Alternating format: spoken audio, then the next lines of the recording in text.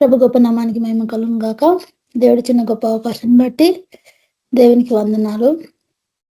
అందరికీ praise lord. దేవుడు తన మహాకృపలో మనందరినీ కాచి కాపాడి భద్రపరిచి మనలో సజీవులకు ఉంచిన గొప్ప దేవునికి మహిమ కలుగును గాక. మన పనుల జాబుల తోడయండి సురక్షితంగా ఆయన రెక్కలలో కాచి కాపాడిన దేవునికి సమస్త మహిమ గంత ప్రభావం కలుగును గాక. మనం ప్రార్థన పూర్వకంగా మీటింగ్ స్టార్ట్ చేసుకుందాం. జాయిన్ అవ్వాల్సిన వాళ్ళు అవుతుంటారు. శాంతమ్మ సిస్టర్ ప్రార్థన చేస్తారు, అన్న పాట పాడతారు. Sister praise lord. Sister praise lord. Sister అందరికీ ప్రైజ్ లార్డ్. ప్రార్థనతో మీటింగ్ స్టార్ట్ చేసుకున్నాము. మహాకృప మహోదయ గల మా తండ్రి, ప్రేమ నమ్మకం గల మా ప్రభువా, నీ బంగారు పాదాలకు వందనాలు, స్తుతులు, స్తోత్రాలు నాయన. ఎన్నికలేని మమ్మల్ని ప్రభా మీరు ఎన్నుకొని నాయన ఎంతో గొప్ప రక్షణ ఇచ్చిన దేవుడు ప్రభా, నీకు వందనాలు తండ్రి. ఈ దినమంతా కూడా ప్రభా నీ కృపలను భద్రపరుచుకున్నా తండ్రి. నీ సజీవమైన రెక్కల కింద మమ్మల్ని దాచినందుకు నీకు వందనాలు, కృతజ్ఞత స్తుతులు, స్తోత్రాలు నాయన. పరలోకపు తండ్రి పరిశుద్ధుడా, నీకే వందనాలు వందనాలు వందనాలు, స్తుతి స్తోత్రాలు నాయన. ప్రభా ఈ లోకమంతా కూడా ప్రభా గలిబిలిగా ఉండగా నా ప్రభా అపవాది సాతాను తండ్రి తీవ్రంగా పనిచేస్తుండగా నా ప్రభా నీ శక్తి నీ బలం మాకు దయచేయండి నాయన. నీ పరిశుద్ధాత్మ శక్తితో ప్రతి ఒక్కరిని కూడా మమ్మల్ని నింపండి తండ్రి. నీ సేవకులుగా నీ పరిచర్యలకు మమ్మల్ని వాడుకోండి నాయన. గొప్ప దేవా నీకే వందనాలు అయ్యా తండ్రి. గలిబిలి బోధల మధ్యలో ప్రభా నీ జీవవాక్యం పట్టుకొని నాయన నీ కొరకు ముందుకు సాగే కృప ప్రతి బిడ్డకు కూడా దయచేయండి నాయన. పరిశుద్ధుడా నీకే వందనాలు తండ్రి. పరిశుద్ధాత్మ దేవ నీకే స్తుతులు స్తోత్రాలు నాయన. ఈ ఆన్లైన్ ప్రార్థనలో మీరు దిగండి నా ప్రభా, నీకే వందనాలు. వాక్యం ద్వారా మాతో మాట్లాడండి, బలపరచండి నా ప్రభా. అయ్యా తండ్రి నీ పరులకు మర్మాలు బయలుపరచండి, మాతో ప్రతి ఒక్కరితో మీరు మాట్లాడండి నాయన. మీ యొక్క ఆత్మ నడిపింపు దయచేయండి. ప్రతి సైతాన్ క్రియలన్నీ లయపరచండి నాయన. ప్రతి సైతాన్ ఆటంకాలన్నీ కొట్టివేయండి ప్రభా. అయ్యా జాయిన్ అవుటకు నాయన ప్రతి బిడ్డను కూడా త్వరగా జాయిన్ అవుటకు నువ్వు సహాయం చేయండి. పరిశుద్ధ ప్రతి ఆటంకాలు మీరు తొలగించండి. కృపగల దేవా నీకే వందనాలు తండ్రి. పాటల ద్వారా మీరు మహిమ పొందండి. దేవాతి దేవా నీకే స్తుతులు స్తోత్రాలు నాయన. సైతాన్ మంత్రాల చేత పీడించబడుతున్న వారికి విడుదల దయచేయండి. ప్రతి ఒక్కరి బంధకాలను తెంచేయండి దేవా.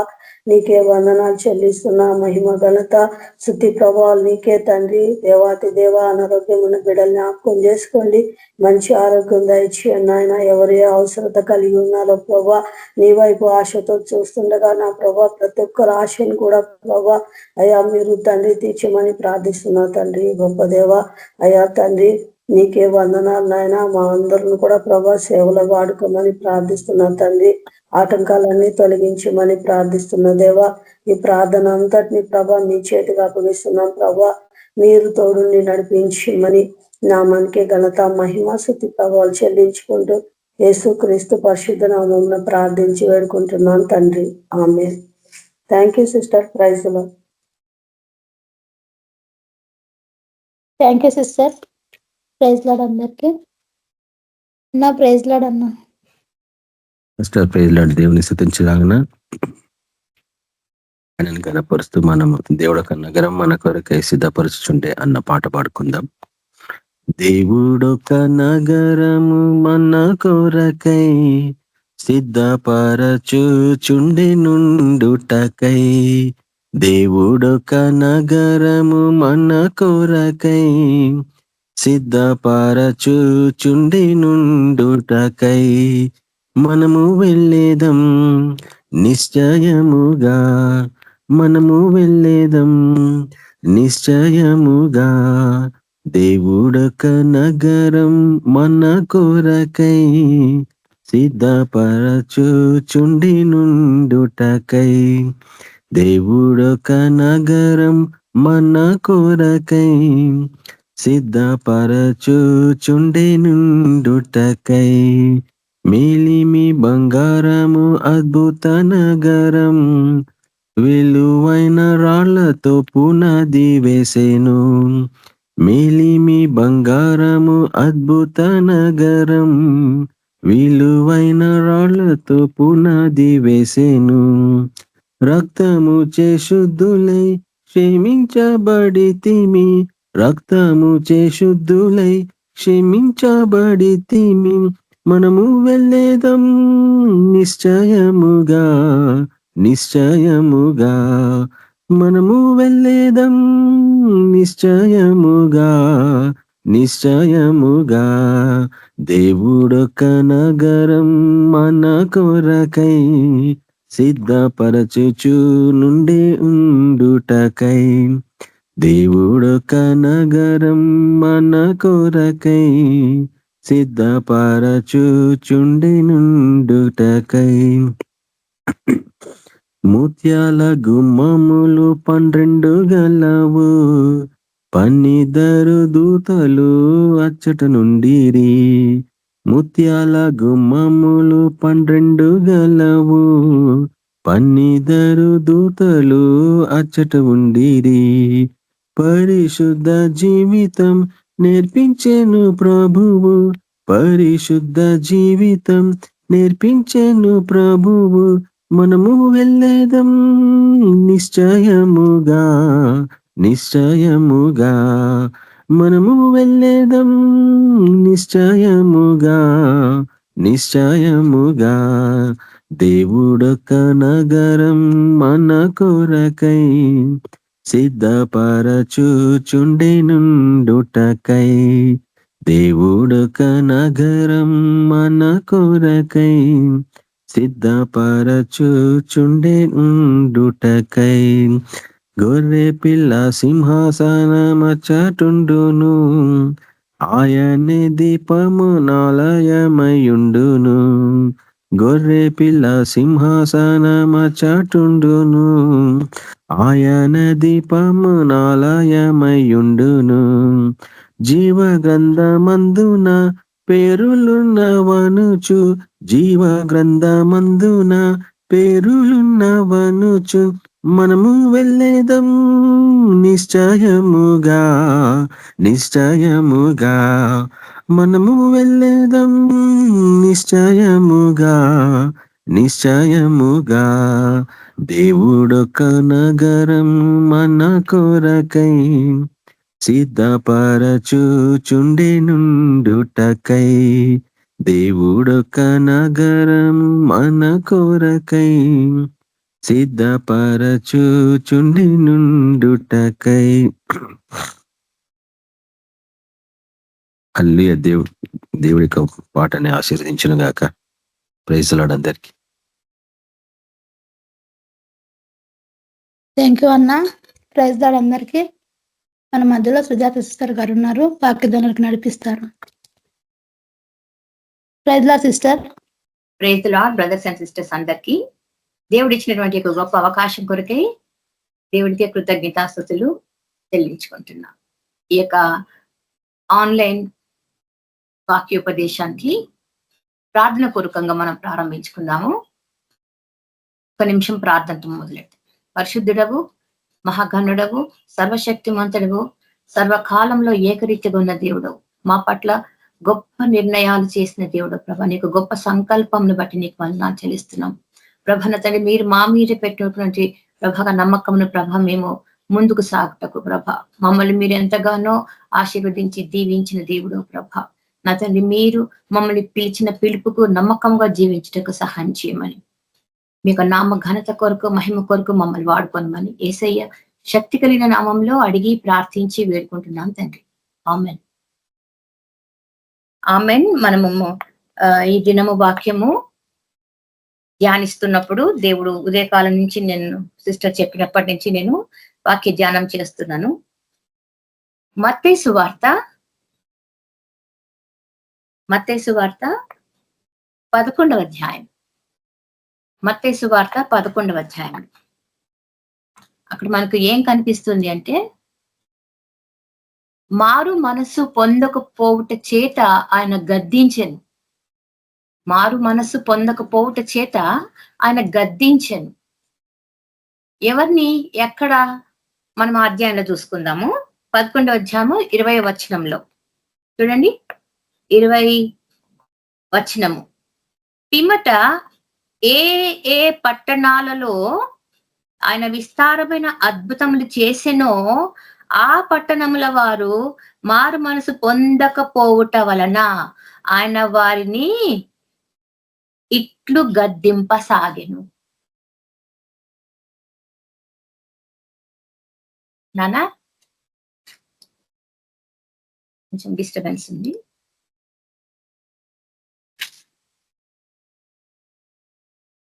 చూడండి ఆ మాట. ఆయన ఏ ఏ ప్రాంతములలో సేవ విస్తారంగా జరిగించిండు, అద్భుతములు చేసిండు, అక్కడ స్వస్థతలు చేసిండు, అక్కడ వాక్య పరిచర్య చేసిండు, అక్కడ పరలోక రాజ్యంను గురించిన విస్తారమైన ఉపదేశములను జరిగించిన దేవుడు. ఆ ప్రదేశాలన్నిట్లలో మనుషులు విన్నారు, కానీ వారిలో మారు మనసు కలగలేదంట. యేసు ప్రభు స్వయంగా తిరిగిన అద్భుతములు చేసిన ప్రాంతాలు, స్వయంగా తానే తిరిగి అద్భుతములను చేసి జనాలని ఆయన ప్రత్యేక రీతిగా హెచ్చరిస్తూ వారిని సిద్ధపరుస్తున్న సమయాలు, సిద్ధపరుస్తున్న స్థలములు. అక్కడ ఏం జరుగుతుందంట, మారు మనసు పొందకపోవుట వలన, అంటే యేసు ప్రభు గమనించింది ఏంటి? అద్భుతాలను చూసిండ్రు, ఆశ్చర్య కార్యాలను చూసిండ్రు, ఆయన బోధన విన్నారు, ఆశ్చర్యపోయినారు. అన్ని జరిగినా కూడా వారిలో మారు మనసు కలగలేదు.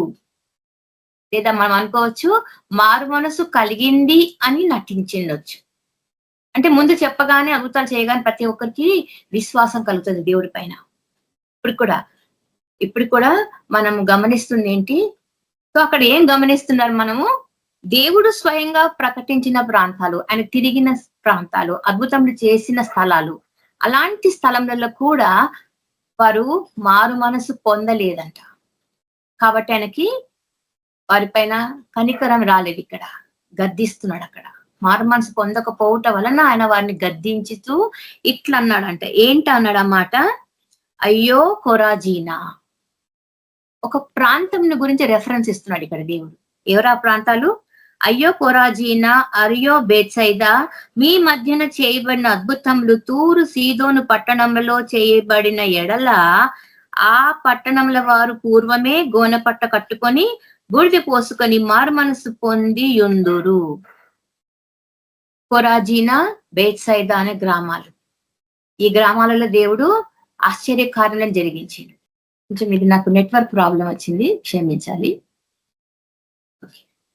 ఈ ప్రాంతంలో వారిని దేవుడు హెచ్చరించిండు, దేవుడు ఆశ్చర్యకారం జరిగించిండు, దేవుడు అద్భుతములను చేసిండు, వారికి బోధ కూడా చేసిండు. ప్రభు యొక్క ముఖ్య ఉద్దేశం, ఆయన ఎక్కడ ప్రవచించినా, ఎక్కడ సేవ జరిగించినా, అద్భుతములు చేసినా, ఆయన యొక్క complete purpose of his ministry అంటాం. ముఖ్య ఉద్దేశం, ఆయన పరిచర్యల ముఖ్య ఉద్దేశం ఏంటంటే ప్రజలు మారు మనస్సు పొందాలా, పశ్చాత్తాపం జరగాల. ప్రభువు మొదట ఈ రెండింటి గురించే మాట్లాడుతున్నాడు. మారు మనసు పొందాలి, వారు పశ్చాత్తాపంని పొందుకోవాలి. రిపెంటెన్స్ ఎట్ హార్ట్, బాహ్య రీతిగా కాకుండా మనస్సులో ఆత్మీయ రీతిగా పశ్చాత్తాపం జరగాల. ఇది జరగలేదు. ఎందుకు అంటే వాళ్ళు కేవలము అద్భుతాలను చూడటానికి, యేసు ప్రభు ఎట్లా చేస్తాడో, ఆయన పరిచర్య ఏంటో ఇవి మాత్రమే వాళ్ళు చూడటానికి వచ్చినారు.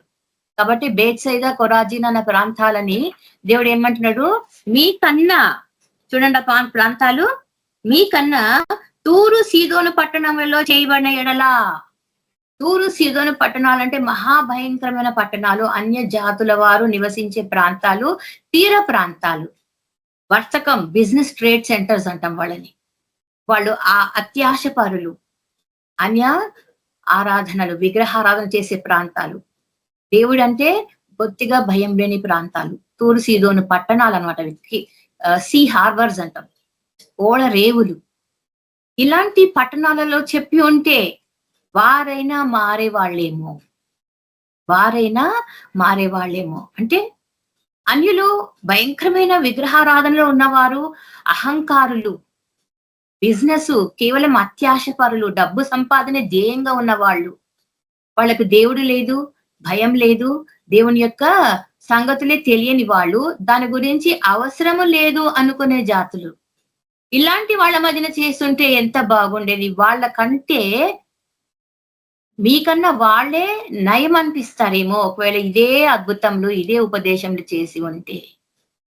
అది దేవుడికి కొంచెం బాధ కలిగించిన విషయమే కావచ్చు కదండి. అయ్యో కొరాజీనా, అయ్యో బేత్సైదా, అయ్యో అని అంటున్నాడు దేవుడు.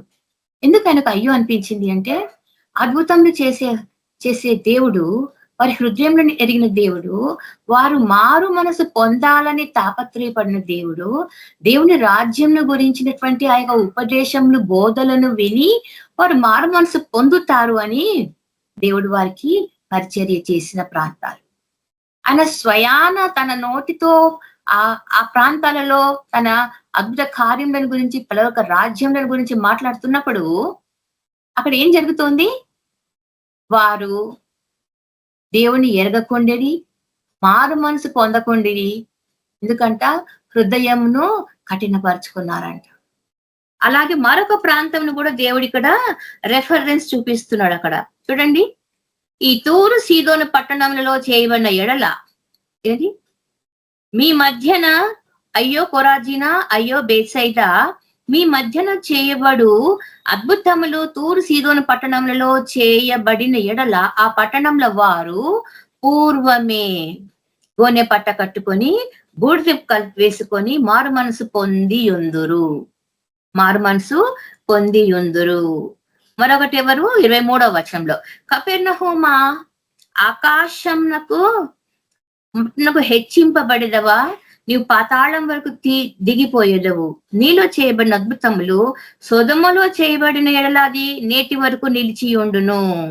వీళ్ళిద్దరు దేశాల గురించి ప్రాంతాల గురించి దేవుడు చెప్తున్నాడు. విమర్శ దినమున నీ గతి కంటే సొదొమ దేశపు వారి గతి ఓర్వ తగినదై ఉండును.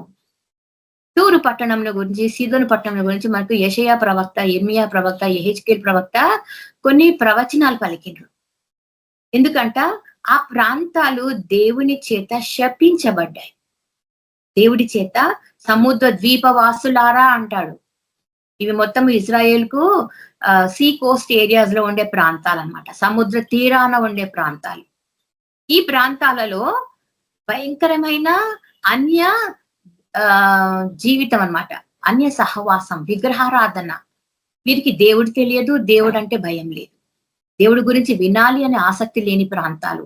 ఇలాంటి ప్రాంతాలు గర్వంతో, అహంకారంతో ఇశ్రాయేలు పతనమైపోయినప్పుడు, యెరూషలేము పతనమైపోయినప్పుడు, యెరూషలేము పైన వెక్కిరింతలుగా మాట్లాడుకొని అపహాస్యం చేసి దాని అంతము, దాని నాశనము జరిగినప్పుడు, దాని నాశనము జరిగినప్పుడు, మందిరం కూలిపోయినప్పుడు, వారు పట్టబడినప్పుడు ఈ ప్రాంతాల వారు ఎగతాళి చేసిండ్రంట.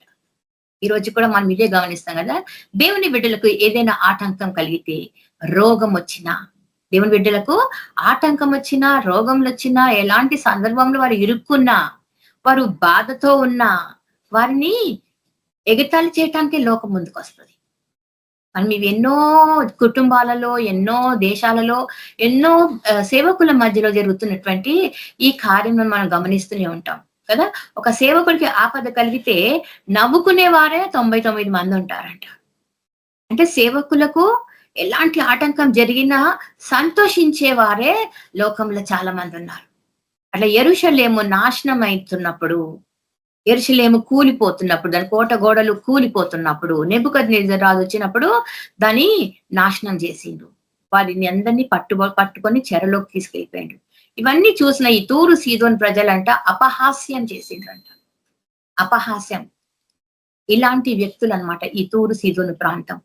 కపెర్నహూమ్ కూడా గ్రేట్ బిజినెస్ సెంటర్. అది గ్రేట్ బిజినెస్ సెంటర్. ఇవన్నీ కూడా ఇశ్రాయేల్ కు తూర్పు, దక్షిణ, ఉత్తర ప్రాంతాలలో ఉండే తీర సముద్ర ప్రాంతాలన్నమాట. ఓడరేవులుండి విస్తారమైన వర్తకము చేత ఎంతగానో బలపడి సంపాదనలో అత్యధికముగా వారు ఐశ్వర్యం పొందిన వారు.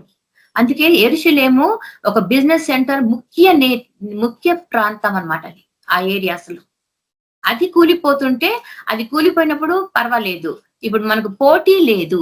మన బిజినెస్ లో, మనకు వర్తకంలో మనకు పోటీ లేదు. యెరూషలేము పక్కకి వెళ్ళిపోయిందంటే ఇంకా మనం విజృంభించవచ్చు, మన ఆస్తులు పెంచుకోవచ్చు అనే అహంకారంతో విర్రవీగిన ప్రాంతాలు ఇవి.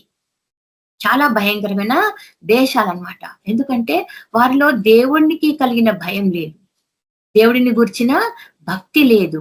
వారు విగ్రహారాధికులు, అన్యులు. కాబట్టే వారు యెరూషలేమును పట్టబడినప్పుడు, కూలిపోయినప్పుడు ఎగతాళి చేస్తున్నారంట. ఇదే స్వభావము ఆ రోజే కాదు, మనకు ఈ రోజు కూడా కనిపిస్తుంది కదండి. భక్తులు విస్తారమైన సేవ చేస్తుంటే ఓర్వలేని వారు, భక్తులు సేవకులు కష్టపడుతున్నప్పుడు అపహాస్యం చేసేవారు. వారు కొంచెం తొట్రు పడితే కూడా వారిని నిలదీసేవారు. ఎందుకంటే సాతాను ఈ విధంగా సేవలో బలపడిన వ్యక్తులను కూడా నీరుగార్చటానికి, ఇలాంటి వ్యక్తులు తూరు, సీదోను, కపెర్నహూము లాంటి ప్రాంతాల జనాలు ఏ విధంగా అయితే యెరూషలేము పైన తిరగబడుతున్నారు, అపహాస్యం చేస్తున్నారు, అదే రీతిగా ఈ రోజు కూడా జరుగుతోంది. కారణం ఏంటంట, దేవుడిని గూర్చిన జ్ఞానము కలిగిన వాడికి శత్రువులు అనేకులు. కాకపోతే మనకు దేవుడు నేర్పించింది ఏంటి? మన శత్రువు సాతాను మాత్రమే. అంధకార సంబంధమైన దుష్ట ఆత్మలే మనకు, అవి మాత్రమే ఆకాశ మండలంలోని అపవాది సైన్యమే మన శత్రువులు. ఈ లోకరీతి మనుషులు ఎగతాళి చేసిన వారు మన శత్రువులు మాత్రం కాదు. మనం జ్ఞాపకం చేసుకోవాల్సింది ఏంటి? వారిలో సాతాను ప్రవేశించింది, వారిని ఈ విధంగా వాడుకుంటుంది. కాబట్టి దేవుడు ఏమంటుండు? కపెర్నహూమా, అయ్యో కపెర్నహూమా అంటాడు. అయ్యో బేత్సైదా, అయ్యో కొరాజీనా, మీ మధ్య చేసిన కార్యంలో అక్కడ చేసుంటే ఎంత బాగుండేది. వారికంటే మీరు భయంకర స్థితిలో పడిపోయి ఉన్నారు, మీకంటే వారే నయం. విమర్శ దినమున వారి గతి కంటే మీ గతి అధ్వానంగా ఉంటదంట. వాక్యం విన్నవారు, అద్భుతములను చూసిన వారు, బోధలను గ్రహించిన వారు, మరి ముఖ్యంగా యేసును వెంబడించిన వారు, తూరు సీదోను పట్టణస్తులు. ఎందుకంటే ప్రభు అక్కడంతా సంచరించిండు. కపెర్నహూములో ఆయన నివాసమునుడు కొంతకాలం తన సేవా కార్యక్రమంలో. తన నివాస స్థలంలో ఆయన హెచ్చరించినా బోధించినా కూడా విననేరక ఉండినట్లు వారి చెవులు మందమైపోయినాయి. ఎందుకంట కేవలం అద్భుతముల కోసమే యేసును వెంబడించిన వారు. అందుకే వారి ఆ అవసాన దశ, విమర్శన దినములో భయంకరంగా ఉండబోతుంది. ప్రభువుని నమ్మిన వారు, ప్రభువులో ఎదుగుతున్న వారు చాలాసార్లు ఎందుకు కిందికి జారిపోతున్నారంటే కారణము, వారి మనస్సులో పశ్చాత్తాపము జరగలేదు. మారు మనస్సు ఇది వారిలో కనిపించలేదు. కేవలం అద్భుతముల కోసం ఒక ప్రార్థన చేస్తే దేవుడు కార్యం జరిగిస్తాడు. ఒక ప్రార్థనకు ఎవరైనా మన కొరకు ప్రార్థిస్తే మేము బాగైపోతాం, అంతవరకు చాలు. యేసు ప్రభుని ఎంతవరకు అంటే ఒక లిమిట్లు పెట్టుకున్నారనమాట జనాలు. ఇప్పుడు ఈ కపెర్నహూములో కానీ చూడండి, ఆ ప్రాంతంలో పట్ల కపెర్నహూము ఆకాశం మటుకు హెచ్చింపబడదవా, చాలా విస్తారంగా అది అభివృద్ధి చెందింది. తన బిజినెస్ సెంటర్స్ లో, వర్తక వ్యాపారంలో భయంకరంగా అభివృద్ధి చెందిన ప్రాంతాలవి. గర్వము, అహంకారంతో ఆకాశం వరకు తన స్థితిని హెచ్చించుకున్న ప్రాంతాలవి. ఆ ప్రాంతాలను ఏమంటున్నాడు దేవుడు? నీవు పాతాళమునకు దిగిపోదువు. ఈ తూరు సీదోను ప్రాంతాలనైతే యెషయా గ్రంథంలో మనం చూస్తాము. ఈ ప్రాంతాల వారు ఇశ్రాయేలును ఎగతాళి చేసినందుకు వారిని శపించిండు. మనకు పాత నిబంధనలో ధర్మశాస్త్రంలో మనకు జ్ఞాపకం చేస్తుంది ఏంటి? ఇక్కడ మెన్షన్ చేస్తున్న ప్రాంతాలన్నీ కూడా శపించబడిన ప్రాంతాలు. ఈ ప్రాంతాలనే యేసు ప్రభు దర్శించిండు. ఈరోజు కూడా శపించబడిన వారు, దాస్యంలో ఉన్నవారు, పాపంలో ఉన్నవారు, దేవుని ఎరుగక ఉన్నవారు, అన్యులు, విగ్రహారాధికులు, నిజమైన దేవుని ఎరుగని వారు, వీరికే పరిచర్య జరుగుతోంది. వీరికే పరిచర్య చేయాలి. ఎందుకంటే దేవుడు వీరిని కూడా వదిలిపెట్టలేదు. తనకిష్టమైన సేవకులనేమో తన శిష్యులుగా మార్చుకున్నాడు. వారి ద్వారా సేవను విస్తరింప చేయాలనేది ఆయన సంకల్పం. అదేవిధంగా తనని ఎరగని వారికి కూడా ఆయన తనను తాను పరిచయం చేసుకుంటూ పరలోక రాజ్యంను గురించిన మర్మములను వారితో మాట్లాడుతున్నాడు. కానీ ఎవరు విన్నారు అంటే ఈ ప్రాంతంలో వారైతే వినలేదంట. అందుకే ఆయనకు కోపం వచ్చింది, వారిని గద్దించెను. ఈరోజు అట్లా గద్దిస్తూ పోతే ఆ లిస్ట్ లో మనం ఉంటామో లేదో కదండి. మారు మనసులకు తగిన ఫలితములు ఫలించండి అని చెప్తున్న వాక్యం మనం ప్రతిరోజు వింటున్నాం. మారు మనస్సుకు తగిన ఫలం, అవి ఫలించాలనే దేవుడు కోరుకుంటున్నాడు. ఎందుకంటే పరలోక రాజ్యం ఇలాంటి వారిది. మనకు నికోదేము విషయంలో ఒక ఇంట్రెస్టింగ్ కాన్వర్జేషన్ వింటాం కదా. నికోదేము విషయంలో ఒక ఇంట్రెస్టింగ్ కాన్వర్జేషన్ వింటాం. చూడండి, అది యోహాను రాసిన సువార్త, యోహాను రాసిన సువార్త 3వ అధ్యాయము 3వ వచనంలో, 3వ అధ్యాయము 3వ వచనంలో, బోధకుడా, 2వ వచనం నుంచి మధ్యలో చూద్దాము. బోధకుడా, నీవు దేవుని యొద్ద నుండి వచ్చిన బోధకుడవని మేము ఎరుగుదుము. దేవుని యొద్ద నుంచి వచ్చిన వాడివి అని, బోధకుడవని ఎరుగుదుము. దేవుడు అతనికి తోడై ఉంటేనే కానీ నీవు చేయించిన సూచక క్రియలను ఎవడూ చేయలేడని ఆయనతో చెప్పాను. నికోదేము ఎవరు? ఒక బోధకుడే. ఆయన కూడా ఒక ప్రీస్ట్. యేసు ప్రభుత్వం ఏమంటున్నాడు? బోధకుడా, నీవు దేవుని యొద్ద నుంచి వచ్చినావు, ఇదైతే ష్యూర్. ఎందుకంటే ఇలాంటి కార్యములు ఇంకెవరు చేయలేరు, నీవు తప్ప. ఇంకోటి ఏంటి?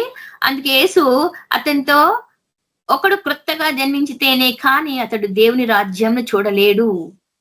ఒకడు క్రొత్తగా జన్మించితేనే కానీ అతడు దేవుని రాజ్యం ఇది నికోదేముకు యేసు ప్రభుకు మధ్య జరుగుతున్నటువంటి సంభాషణ. ఒక బోధకుడు మరొక బోధకుడితో, ఒక శిష్యుడు లేదా ఒక బోధకుడు యేసు ప్రభువుతో మాట్లాడుతున్న ఈ మాటలు చూడండి. ఒకడు క్రొత్తగా జన్మించితేనే కానీ అతడు దేవుని రాజ్యం చూడలేడని నీతో నిశ్చయంగా చెప్పుచున్నాను. అందుకు నికోదేము, ముసలివాడనైన మనుష్యుడు ఎలాగున జన్మింపగలడు? 2వ మారు తల్లి గర్భమునందు ప్రవేశించి జన్మించగలడా అని ఆయనను అడుగగా, యేసు ఇట్లా, నేను ఒకడు నీటి మూలంగాను ఆత్మ మూలంగాను జన్మించితేనే కానీ దేవుని రాజ్యంలో ప్రవేశించడు అని నిశ్చయంగా నీతో చెప్పుచున్నాను. నీటి మూలంగాను ఆత్మ మూలంగాను జన్మించాలి. ఇది మనం ప్రతిరోజు వింటున్న బ్యాప్టిజం కదండి. కొత్తదనం ఏమన్నా దీంట్లో ఏమీ లేదు. మళ్ళీ మనల్ని ఎందుకు దేవుడు ఈ పాఠం గుర్తు చేస్తున్నాడు? నికోదేము ద్వారా మనం చెప్తుంది ఏంటి మాట అంటే, ఒక బోధకుడు అయి ఉండి నీకు ఇది తెలియదా? దేవుడి ప్రశ్నకు నికోదేము ఆన్సర్ ఏముంటది ఇంకా కదండి. రేపు మనల్ని దేవుడి ఇదే ప్రశ్న మనకు వేస్తే చూడండి మాట, మీరు క్రొత్తగా జన్మింపవల్లని నేను నీతో చెప్పినందుకు ఆశ్చర్యపడవద్దు. చూడండి మళ్ళీ 8వ వచనం 2వ భాగంలో, ఆత్మ మూలంగా జన్మించిన ప్రతి వాడును అలాగే ఉన్నాడు. గాలి ఎటు పోతుందో ఎటు వస్తుందో ఎట్లా తెలియదో అలాగే ఆత్మ మూలంగా జన్మించిన వాడి పరిస్థితి అట్లాగే ఉంటుంది. పరిశుద్ధాత్మ వస్తుంది, అభిషేకిస్తుంది, ఆడు మాట్లాడుతుంటాడు, సేవ చేస్తుంటాడు, పరిచయం చేస్తుంటాడు. ఎవరికి గ్రహించరనమాట. ఎట్లా మాట్లాడుతున్నాడు ఈయన, ఎట్లా దేవుడు కార్యములు ఈయన ద్వారా జరిగిస్తున్నాడు అనేది ఆశ్చర్యపోయే వంతు జనాలది. వాళ్ళు ఆశ్చర్యపోతారన్నమాట. ఎట్లా జరుగుతుంది ఇది? గాలి ఎటు వస్తుందో ఎటు పోతుందో మనం చెప్పగలమా? అలాగే పరిశుద్ధాత్మ దేవుడు ఎవరితో ఏ విధంగా ఎలా మాట్లాడాలో, ఏ గుంపుతో ఏ వాక్యంతో దర్శించాలో, ఏ గుంపుతో ఎలాగున వారిని ఆశీర్వదించి రాజ్యము గురించిన వివరణలు వారికి తెలియచేయాలో అది పరిశుద్ధాత్మ దేవుడు నేర్పిస్తాడంట. అందుకే అన్ని గుంపులకు ఒకటి వాక్యం సరిపోదు. ప్రతి గుంపుకి వేరు విధములుగా ఆయన మాట్లాడిస్తుంటాడు మనతో. దేవుడు చెప్తున్న ఈ కార్యములన్నిటి మనము వింటున్నప్పుడు అక్కడ క్వశ్చన్ ఏమైనా ఇస్తున్నాడు. అందుకు నికోదేము, ఈ సంగతులు ఎలాగూ సాధ్యము ఆయనను అడిగాడు. ఎట్లా సాధ్యము? మనిషికి రకరకాలుగా చెప్పాలంటే, ఒక్కొక్కరికి ఒక్కొక్క విధంగా సువార్తను అందించాలంటే ఇది అంత ఈజీనా ప్రభా? ఇది సాధ్యమా? ఇది ఎలాగూ సాధ్యము? దేవుడు ఆయనకి వేసిన ఒకటే సూటి ప్రశ్న ఈరోజు మనకు కూడా దేవుడు అదే ప్రశ్నతో మాట్లాడుతున్నాడు. చూడండి ఆ ప్రశ్న ఏంటి? నీవు ఇశ్రాయేలుకు బోధకుడవై ఉండి వీటిని ఎరుగవా? నీవు ఇశ్రాయేలుకు బోధకుడవై ఉండి వీటిని ఎరుగవా? మనకు తెలుసా? మరి మనకు తెలుసా? ఈ ప్రశ్న మనం వేసుకోవాలి ఈరోజు. ఎందుకంట మారు మనస్సు విషయమై, పశ్చాత్తాపం విషయమై మనం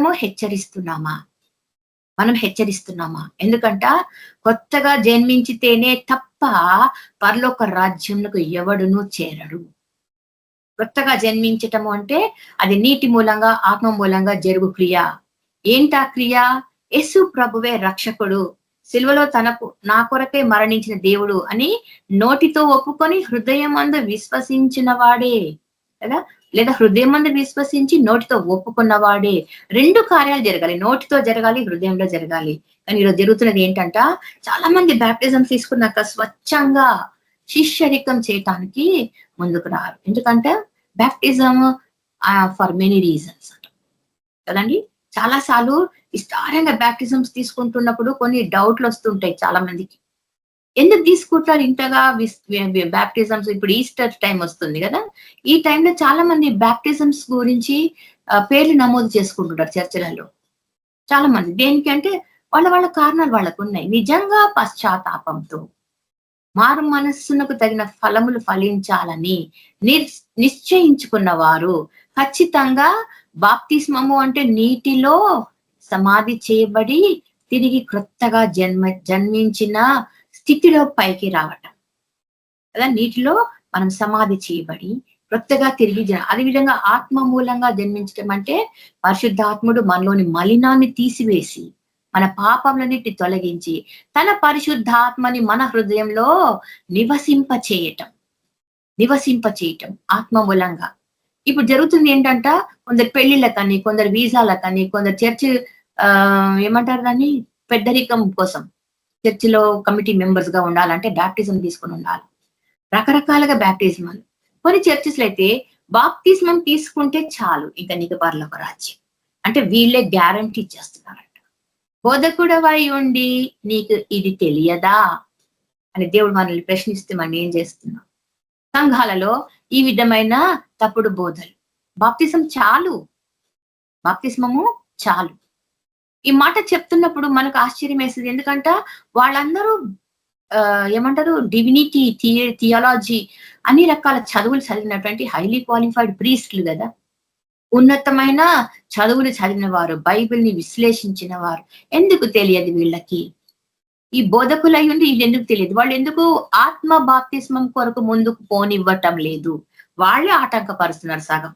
ఎందుకంటే ఆ బోధ వాళ్ళు చేయటం లేదు, ఆత్మకు సంబంధించిన బోధ జరగటం లేదు. కనుకనే దేవుడికి కోపం వస్తుంది, గద్దిస్తున్నాడు.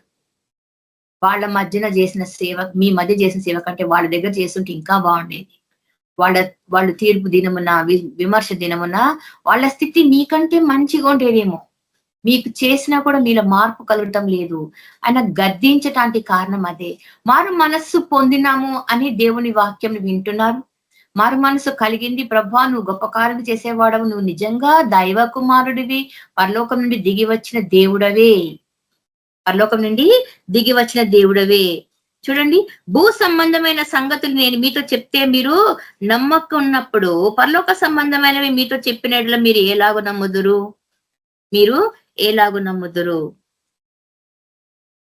18వ వచనం చూడండి. ఆయన యందు విశ్వాసం ఉంచువానికి తీర్పు తీర్చబడదు. యేసు ప్రభు నమ్మాలి. ఈయన జస్ట్ అద్భుతాలు చేసే దేవుడేనా? ప్రార్థనలు ఆలకించే దేవుడేనా? ఆయనకి ఇంకా చాలా గుణాలు ఉన్నాయి కదా. పాపములను క్షమించే అధికారం ఆయనకున్నది. దేవుడు రక్షణ వస్త్రమును, నీతి వస్త్రమును, మహిమ వస్త్రమును మనకు ధరింపజేయబోవు సమర్థుడు. ఆయన కార్యములకు మితి లేదు, అన్లిమిటెడ్ పవర్ అయినది కదండి. ఆయన శక్తిని మనము కొలవగలమా? అన్లిమిటెడ్. ఎంత శక్తివంతుడైన దేవుడు. మనసులను మార్చాలంటే అది మన నుంచి రావాలా? ఆయన మీద మనసు ఆనుకోవాలంటే అది మనలో జరగాల్సిన క్రియ. వినుట వలన విశ్వాసం కలుగును. వాక్యం విన్నాం కదా. అయితే ఏం వింటే వస్తుంది? వినుట క్రీస్తు వలన. క్రీస్తును గూర్చి మనం వింటేనే ఆ విశ్వాసం కలుగుతుంది. జస్ట్ మనము వాక్యాలు చెప్తున్నారు, స్వస్థతలు చేస్తున్నారు, అద్భుతాలు చేస్తాడు, ప్రార్థనలు వింటాడు, ఇది కాదు.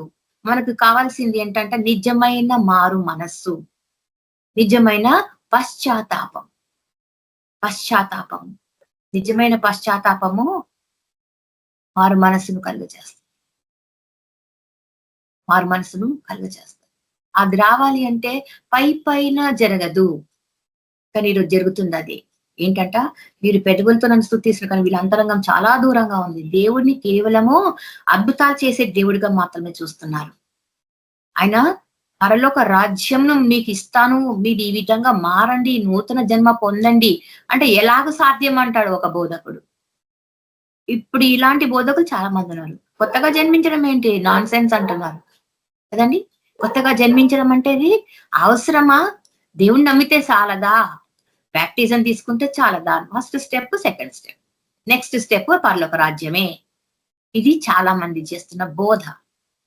కానీ దేవుడు వీటిని చూస్తున్నాడా? చూడండి, దేవుడు ఏం అడుగుతున్నాడు? ఆయన ముఖ్య ఉద్దేశం ఏంటంట? చూడండి అన్నమాట. దేవుని యొక్క ముఖ్య ఉద్దేశం ఏంటి అంటే,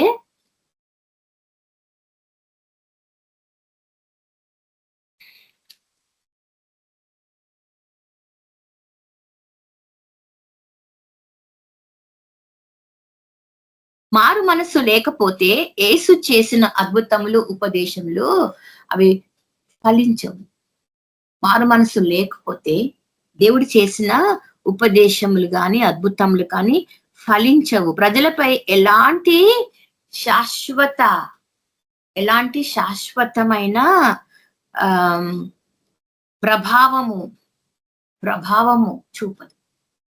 మారు మనస్సుతో జరుగుతున్నటువంటి ఈ యొక్క చర్య మన హృదయంలో జరిగితేనే, పై మెరుగులతో అయితే పై మెరుగులకే స్వస్థతలు జరుగుతాయి. మళ్ళా తిరిగి రోగం కుదురుగా తిరగబడుతుంది.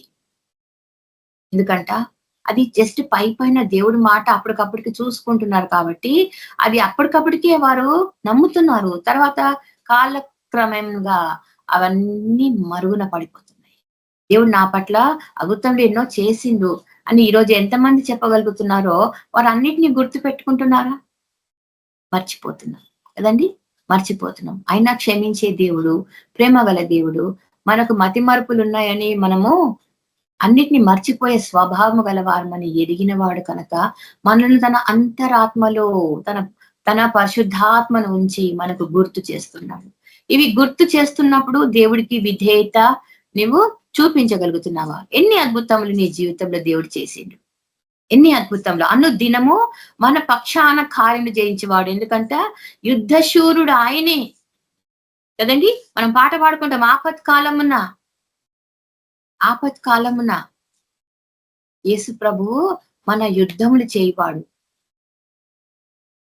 తన రెక్కల చాటున కాపాడువాడు, మన యుద్ధాలు తానే చేయవాడు. మరి అలాంటి దేవుడి పైన నీ విశ్వాసం ఎంతవరకు ఉంది? నీలో నిజమైన మారు మనసు, పశ్చాత్తాపం జరిగిందా?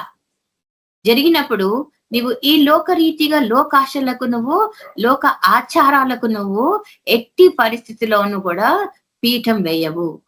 వాటిని నువ్వు వ్యతిరేకిస్తావు. ఆత్మ మూలంగా జరిగించిన వాడు ఆత్మ కార్యంలోనే వివేచిస్తాడు. పరిశుద్ధాత్మ కార్యంలను వివేచించాలి అంటే నువ్వు ఖచ్చితంగా పరిశుద్ధాత్మ దేవుని ఆశ్రయించాలి. ఈ లోకరీతిగా నువ్వు బ్యాప్టిజం తీసుకొని ఉండవచ్చు, 10 మంది నిన్ను చూసుండొచ్చు, అబ్బా వాడు చాలా గొప్పోడు, బ్యాప్టిజం వరకు వచ్చిండు అంటే పర్వాలేదు, బాగా ఎదిగిండు క్రైస్తవ్యంలో అని జనాలు చెప్పుకుంటున్నారా? దేవుడు చెప్పాలి కదండి. అది ఎప్పుడు జరుగుతుంది అంటే ఆత్మ విషయమై నీలో మారు మనస్సు కలగాలి. నోటి పెదవులతో మారు మనసు పొందినా, నేను దేవుని నమ్ముకున్నా, దేవుడు చాలా గొప్పవాడు, దేవుడు నా పట్ల కార్యం జరిగిస్తాడు, నాకు కాకపోతే ఇంకెవరికి చేస్తాడు, ఎందుకంటే నేను ఆయన బిడ్డను, ఆయన నన్ను తన చేతిలో చెక్కుకున్నాడు, ఇవన్నీ చెప్పినావు. కానీ నీ క్రియలలో కదండి, క్రియలలో చూపించలేకపోతున్నాం మన విశ్వాసంని. అందుకే మన పట్ల దేవుడు కార్యాలు జరిగించటం లేదు. ఎందుకంట ఆ ప్రార్థనలు అక్కడికి పోవటం లేదు. ప్రభు సన్నిధికి చేరాలి నీ ప్రార్థనలు అంటే మనం ఏం చేయాలా? మనకు ఒక వాక్యం గుర్తుకొస్తుంది. యోహాను సువార్తలో నీకోదేము గురించి మాట్లాడేటప్పుడు ఏమంటాడు? ఆత్మ మూలంగా జన్మించాలంటే పరిశుద్ధాత్మని నడిపింపు ఉండాలి, లేదంటే ఏం చెప్తుంట? ఆచార మూలముగా మిగిలిపోతారు. ఆచార మూలంగానే మిగిలిపోతారు. కేవలం ఆచారాలు పాటించడం వరకే. మనం ఈరోజు గమనిస్తున్నాం కదా, లెంట్ ఉపవాసాలు అంటాం, ఈస్టర్ పండగ అంటాం, గుడ్ ఫ్రైడే అంటాం, క్రిస్మస్ అంటాం, మరోటి యేసు ప్రభు పేరట పండగలు ఆచరిస్తుంటాం.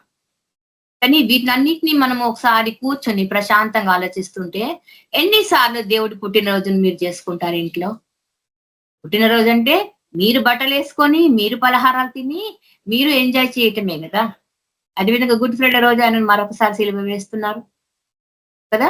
సిలువ ధ్యానాలు ధ్యానిస్తున్నప్పుడు ఏడ్చుకుంటూ, కొన్ని ప్రాంతాల్లో అయితే నిజంగానే సిలువ పైన ఒక వ్యక్తిని ప్రత్యక్షంగా సిలువ నరకం ఎంత భయంకరమో చూపించటానికి ఎక్స్పెరిమెంట్స్ చేస్తూ ఉంటారు. అదేవిధంగా ఆ సిలువ పైన పండుగ పెట్టిన యేసు ప్రభుని ఊరేగింపు, ఇది మహాభయంకరం. ఇది మహాభయంకరం. క్రిస్టియన్ దేశాలలో కూడా అంటే మోస్ట్లీ యేసు ప్రభువుని విగ్రహంగా చూస్తున్న దేశాలు, మనం వాళ్ళ పేర్లు చెప్పుకోకూడదు. యేసు ప్రభుని విగ్రహం అని చూపిస్తున్న దేశాలలో కూడా ఆయనను ఊరేగిస్తున్నారు. మొన్న చూసుకున్నాం ఒకటి కదా, మరియమాత గుణదల మందిరాలు ఆ ప్రాంతాల్లో మరియమ్మని పూజిస్తూ భయంకరంగా కొబ్బరికాయలు కదా, మొక్కుబడులు, గుండు గీసుకోవటం, వ్యర్థమైన ఆరాధన. మారు మనస్సుకు కలిగిన ఫలములు ఫలించాలి అంటే ఈ వ్యర్థమైన విగ్రహారాధనని పూర్తిగా మనము వ్యతిరేకించాలి. అప్పుడే దేవుడి కార్యం మన హృదయంలో జరుగుతుంది. ఆత్మ మూలంగా మనము కొత్తగా జన్మించిన వారమై దేవుని కార్యములను మనము ఆశీర్వాదకరంగా ప్రతి ఒక్కరికి మనము చెప్పుకుంటూ ఉంటాం. ఆత్మ మూలంగా జరిగిన కార్యములు అద్భుతంగా ఉంటాయి.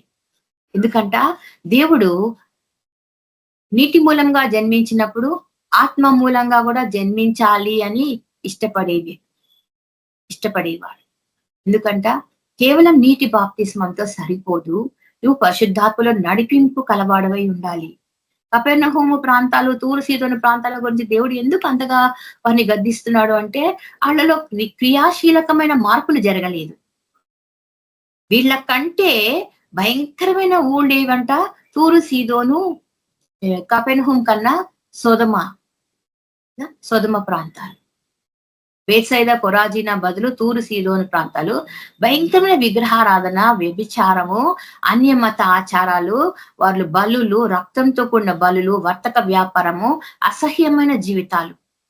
అలాంటి వారికి కూడా దేవుడు ఏమంటున్నాడు, మీకంటే వాళ్ళే కొంచెం నయం ఉంటది విమర్శ దినమున, వాళ్ళకంటే మీరు భయంకరంగా ఉన్నారు.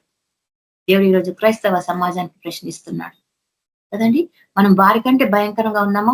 విమర్శ దినమున మనం ఎక్కడ నిలబడతాము? ఆయన రాజ్యంలో ప్రవేశించాలంటే ఖచ్చితంగా ఆత్మ మూలంగా జన్మించాల్సిందే. అప్పుడే కదా ఆయన తన అగ్నితో అభిషేకిస్తాడు మనల్ని. అప్పుడే అగ్నితో అభిషేకిస్తాడు. ఎందుకంటే మన హృదయాంతరంలో వెళ్ళినవాడు. ఆత్మ మూలంగా జన్మిస్తే ఆయన ఖచ్చితంగా తన ఆత్మలో తెలుసుకుంటాడు. నీటి మూలంగా జన్మిస్తే కేవలం ప్రజలు తెలుసుకుంటారు. బ్యాప్టిజం తీసుకున్నారు, వీళ్ళు బ్యాప్టిజం తీసుకున్నారని జనాలు చెప్పుకోవటమే కానీ ఇంట్లో వాళ్ళు చెప్పుకోవటం, అబ్బా మా వాడు మారిపోయిందండి, బ్యాప్టిజం కూడా తీసుకున్నాడు, అదేదో గొప్ప మెడల్ సాధించినట్టు చెప్పుకుంటారు కొంతమంది. మా వాడు అసలు మారే రకం కాదండి, వాడు ఇట్లాంటి వాడు కాదండి, అసలు అంతటి వ్యక్తిని కూడా దేవుడు మార్చిండు, బ్యాప్టిజం తీసుకుండు, సరిపోయిందా? ఇలాంటి వ్యక్తులు ఎంతమంది దిగజారిపోలేదు, ఎంతమంది విశ్వాసంలో పడిపోలేదు. చాలా మందిని సాతాను జల్లడ పట్టడానికి కారణము వారిలో వెనుక వంజ వేసే స్వభావము కలిగి ఉండటం, వెనుకబడిన స్వభావం. దేవుడు కార్యం ఆలోచిస్తున్నప్పుడు లోకాచారము, బాహ్య సంబంధమైన నటనలు అవే బంధకాలు. మనకు లోకాచారమైన కార్యములు, ఆ నటన, వేషధారణ. చాలా మంది ఈ రోజులలో మనకు అచ్చమైన ప్రవక్తలుగా, భక్తులుగా, పరిశుద్ధులుగా కనబడుతున్నారు, కానీ అది వేషధారణ. ఎందుకంట వారి క్రియల మూలంగా మనం వాళ్ళని తెలుసుకోవచ్చు. వేషధారులు ఇలాంటి వారితో మనము చాలా జాగ్రత్తగా ఉండాలంట. ఎందుకంటే వీరి లోకాచార సంబంధమైన బాహ్య ప్రపంచ నటనలు అనే బంధకముల నుండి స్వతంత్రులు కావాలి. బానిసత్వంలో ఉన్నారు, సత్యము మిమ్మల్ని స్వతంత్రులను చేయను అని దేవుడు చెప్తున్నాడు. ఏంటా సత్యము? సత్యం అంటే దేని గురించి మనం చెప్పాలి? వాళ్ళు దేని నుంచి ఆ బానిసత్వం నుంచి బయటికి రావాలి అంటే యేసు ప్రభువే సత్యం. ఈ సత్యంను ఫాలో కాకుండా, వెంబడించకుండా మరి నువ్వు ఏది చెప్పినా, మార్గం ఆయన్నే, సత్యం ఆయన్నే, జీవం ఆయన్నే కదండి. యేసు ప్రభు స్వయంగా చెప్పిండు, నేనే మార్గం, నేనే సత్యం, నేనే జీవం. కాబట్టి మనం ఇది జ్ఞాపకం చేసుకుంటున్నప్పుడు సత్యం గురించిన మన బోధలో ప్రజలను నడిపించడానికి ముందుకు వెళ్ళాలి. ప్రజలు ఈ బానిసత్వం నుంచి విడుదల పొందాలి. ఏంటవి? లోకాచారం. ఇప్పుడు జరిగే ఈ ఉపవాసాలన్నీ కూడా లోకాచారమే. యేసుప్రభు ఎక్కడా చెప్పలేదు 40 రోజులు నేను శ్రమ పొందానను, నా శ్రమలను జ్ఞాపకం చేసుకొని మీరు ఉపవసించండి. ఎక్కడ చెప్పలేదు. కానీ ఎట్లా వచ్చేసింది ఇది బోధ? ఇది దుర్బోధ. కానీ యేసుప్రభు సిలువని మోస్తూ ఆ రాళ్ల పైన, ఆ గొల్గొతా కొండ పైన ప్రయాణం చేస్తున్నప్పుడు అక్కడ స్త్రీలు ఆయనను చూసి ఏడ్చిండ్రంట. గొప్ప కార్యాలు చేసిన దేవుడవు కదా నువ్వు, ఇంత గొప్ప కార్యం చేసిన వాడివి, ఏంటి రక్తము, ఏంటి దెబ్బలు, ఏంటి ప్రభా ఈ శ్రమ నీకు? అన్ని తెలిసే దేవుడు ఆ పాత్రను స్వీకరించింది. పాపము అనే పాత్రని గెత్సెమనే తోటలో చాలా చాలా వ్యతిరేకించింది చాలాసేపు ప్రార్థనలో కదండి. ఆయన చెమట రక్తం కారణంతగా ప్రాధేయపడిండు. ప్రభా ఇంత భయంకరమైన పాపము అనే ఈ పాత్ర నేను తాగాల, కానీ నా చిత్తం కాదు. ఎందుకంటే ఇందు కొరకే కదా నేను పంపబడ్డాను. పర్పస్ దేవుడిదేంటి? ఆ పర్పస్. ఆ పాపము అనే పాత్రని ఆయన మోస్తేనే, ఆయన తన మీద వేసుకుంటేనే ఆ పస్కా బలి పశువు యొక్క బలియాగము సంపూర్ణం. ఆ బలియాగము సంపూర్ణం. తెలియక ఏం చేస్తున్నారు? ప్రభా నువ్వు 40 రోజులు శ్రమలు, 40 రోజులు శ్రమలు ఎక్కడ పడ్డాడు దేవుడు కదండి. ప్యాషన్ వీక్ అంటాం కదా, ప్యాషన్ వీక్. గుడ్ ఫ్రైడేకి ముందు ఒక ప్యాషన్ వీక్. ఏంట ప్యాషన్ వీక్? కనికరం కలిగిన వారమట. ఏంటా కనికరం అంటే?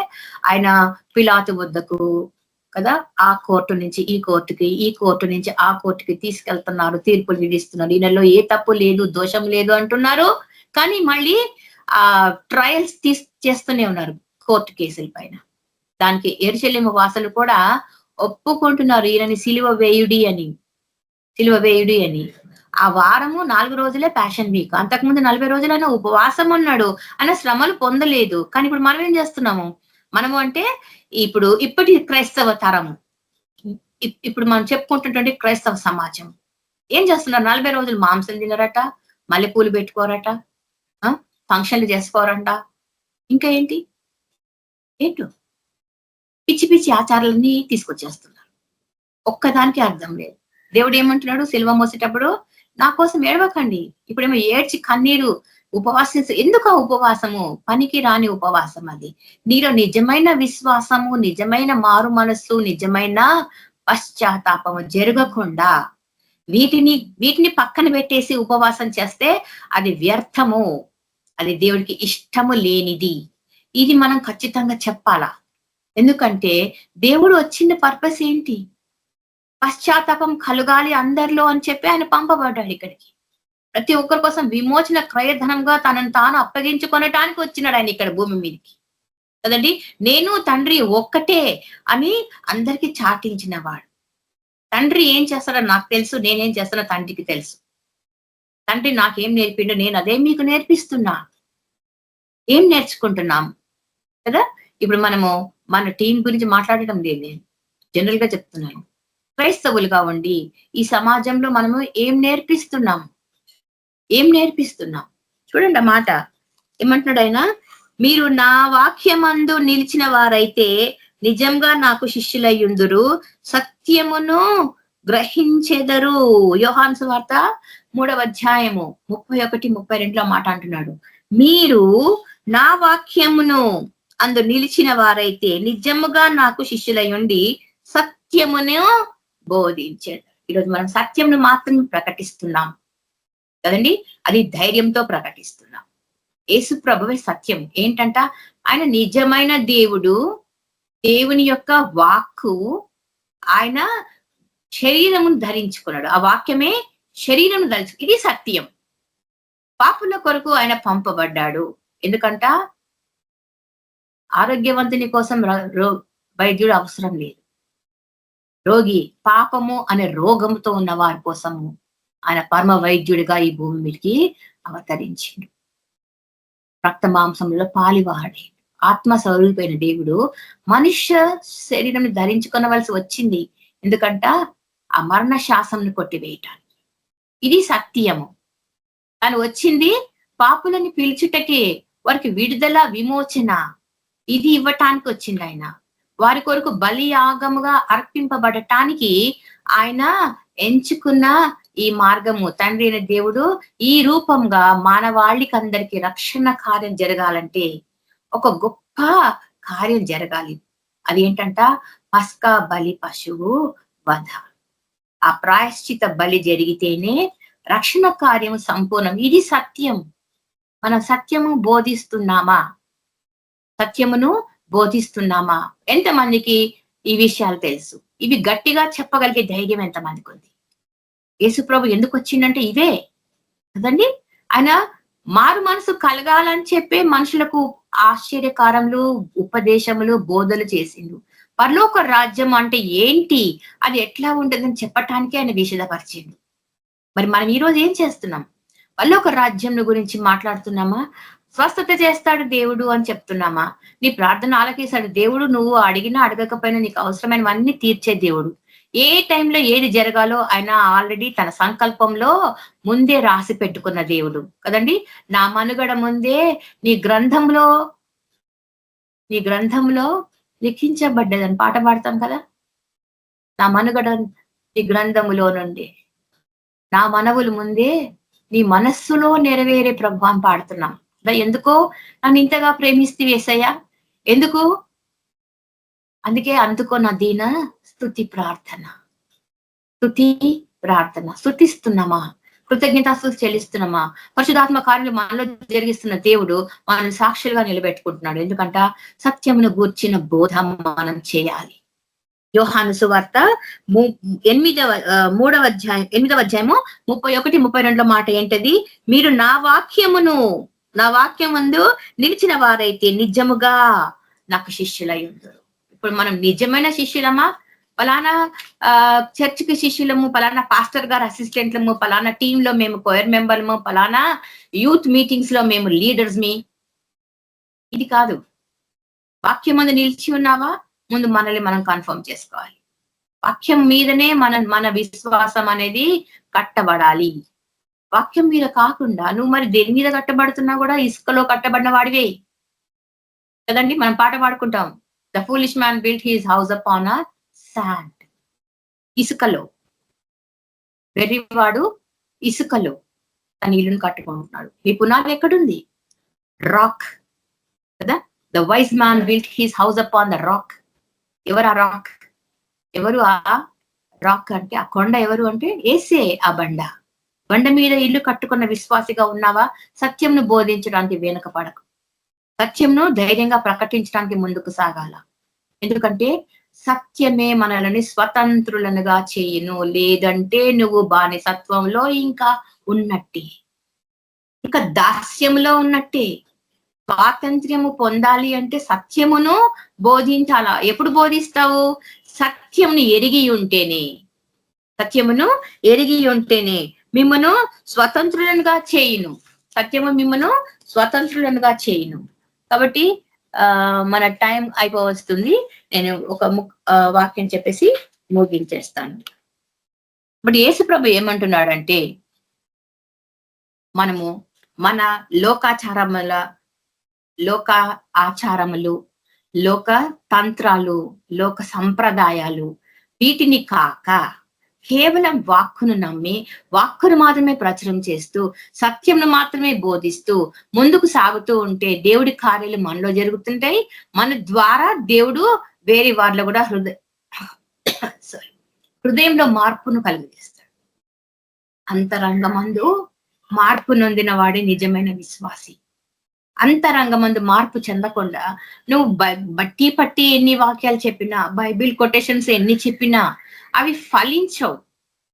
ఎందుకంటే క్రైస్తవుడు అన్నాక ప్రతి ఒక్కరికి తెలిసింది ఏంటి? యేసు ప్రభువే దేవుడు, యేసు ప్రభువే మన కొరకు వచ్చిండు, యేసు ప్రభువే మన కొరకు చనిపోయిండు, యేసు ప్రభువు చనిపోయి మరణంని గెలిచి లేచిన వాడు, యేసు ప్రభు తిరిగి రానై ఉన్నాడు. ఇది ప్రతి ఒక్కరు పండగల రూపంలో జరిపిస్తున్నాం. కేవలం పండగల కోసం చేస్తున్నాం. ఇది నిజంగా నీ హృదయంలో నాటబడిన విత్తనమా? ఈ విత్తనం నాటబడినదైతే ఇది ఖచ్చితంగా మహావృక్షం అవుతుంది. మహావృక్షం కావాల. ఎందుకంట పాపక్షమాపణ, పశ్చాత్తాపము రెండు జరగాల.